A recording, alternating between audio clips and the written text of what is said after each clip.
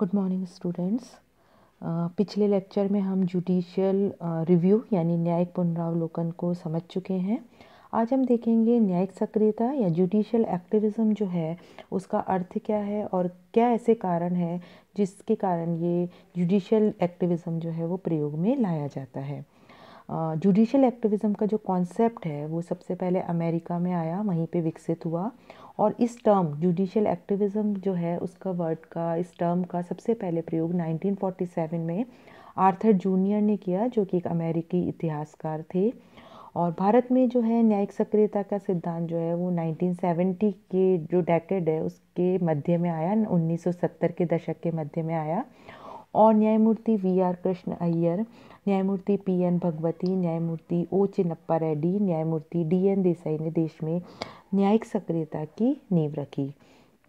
यदि हम न्यायिक सक्रियता के अर्थ को समझें तो न्यायिक सक्रियता का अर्थ जो है या उससे आशय यह है कि नागरिकों के अधिकारों के संरक्षण के लिए तथा समाज में न्याय को बढ़ावा देने के लिए न्यायपालिका द्वारा आगे बढ़कर भूमिका का जो निर्वाह किया जाता है वही न्यायिक सक्रियता है। सिंपल वर्ड्स में अगर हम कहें तो न्यायपालिका द्वारा सरकार के जो दो अंग हैं, विधायिका और कार्यपालिका, उनको अपने संवैधानिक दायित्व जो उनकी ड्यूटीज़ हैं, जो उनके कार्य हैं, जो उनको पालन करने के लिए बाध्य करना। न्यायिक सक्रियता जो है उसको न्यायिक गतिशीलता भी कहा जा सकता है। और न्यायिक सक्रियता की यदि हम परिभाषा देखें तो न्यायिक सक्रियता न्यायिक शक्ति के उपयोग का एक तरीका है जो न्यायाधीश को प्रेरित करता है कि वह सामान्य रूप से जो सख्त न्यायिक प्रक्रियाएं हैं, जो पूर्व नियम हैं, उनको प्रगतिशील और नई सामाजिक नीतियों के पक्ष में त्याग दे।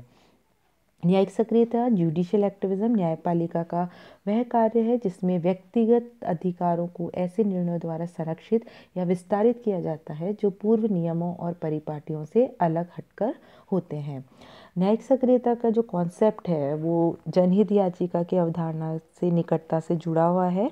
ये सर्वोच्च न्यायालय की न्यायिक सक्रियता है जिसके कारण जनहित याचिकाओं की संख्या बढ़ी है।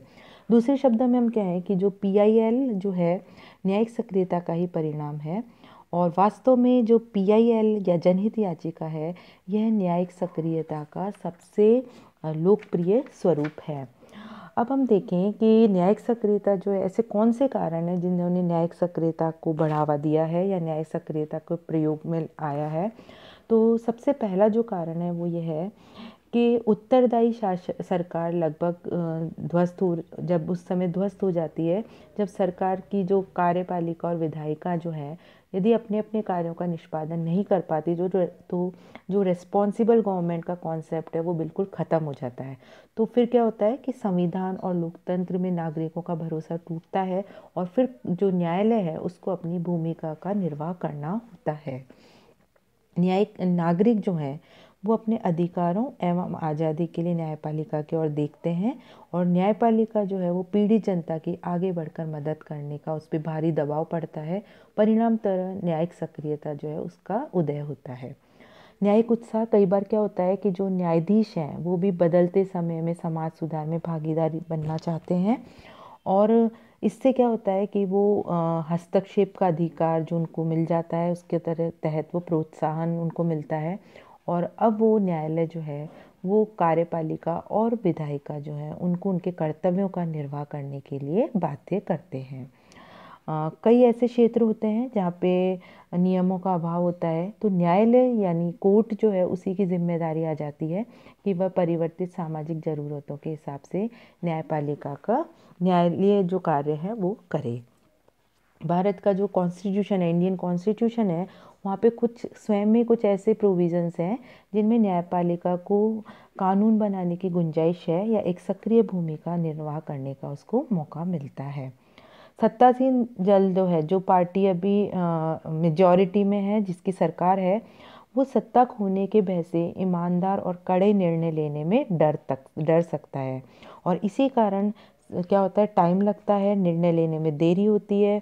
तो न्यायालय जो है वो कठोर निर्णय लेने संबंधी जो दुर्भावना डालने के लिए जनहित मुद्दों को संदर्भित कर सकता है। जहाँ पे व्यवस्थापिका और कार्यपालिका नागरिकों के मूल अधिकार जैसे गरिमामय जीवन, स्वास्थ्य, परिवेश का संरक्षण, कानून या प्रशासन को एक ईमानदार, कार्यकुशल और न्यायपूर्ण अगर व्यवस्था देने में विफल होती है तो न्यायालय आगे होकर अपनी भूमिका का निर्वाह करता है। विधि के न्यायालय मजबूत, सर्वसत्तावादी, गलत नियत के उद्देश्य से दुरुपयोग हो रहा है तो वहाँ पे भी न्यायालय जो है वो अपना रोल प्ले करता है। कभी कभी क्या होता है कि न्यायालय जो है वो जाने अनजाने में स्वयं मानवीय प्रवृत्ति, प्रचार या मीडिया के सुर्खी बटोरने के आदि के कारण भी आदि का भी शिकार हो जाता है। वो मीडिया में आना चाहता है, अपना प्रचार करना चाहता है, तो कई बार जो है वो अपनी सीमा से आगे बढ़कर जो है वो कार्यपालिका और व्यवस्थापिका के जो कर्तव्य हैं, कार्य हैं, उसमें इंटरफेयर करता है। जो न्यायिक सक्रियता है उसको अगर हम उत्प्रेरित करने वाले तत्वों को देखें तो कई ऐसी समूह हैं, कई ऐसे ग्रुप्स हैं जो इनको प्रेरित करते हैं जुडिशियल एक्टिविज्म को, जिसमें नागरिक अधिकार कार्यकर्ता, ये समूह जो है मुख्यतः नागरिक एवं राजनीतिक अधिकारों से जुड़े मामले उठाते हैं।